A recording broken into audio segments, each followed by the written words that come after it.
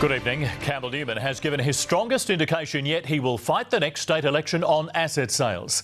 The same issue destroyed the Bligh government, but the Premier says it's now time to discuss what could be sold off to wipe out Queensland's debt.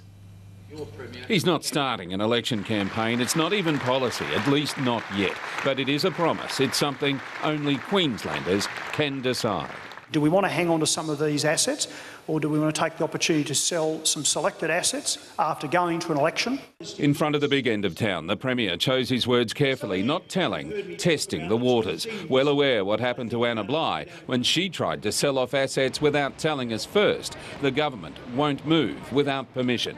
But by the time the election's due in 2015, the freight train of debt started a decade ago will have stopped. We won't be borrowing any more, but we'll still be lumbered with $80 billion on the mortgage, costing us $4 billion every year, and fixing that will take something big, leasing out big ports like Gladstone and Townsville and selling off power stations.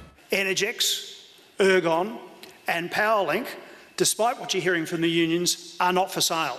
But $11 billion worth of poles and wires could be open to another company. The government would shrink, business would grow.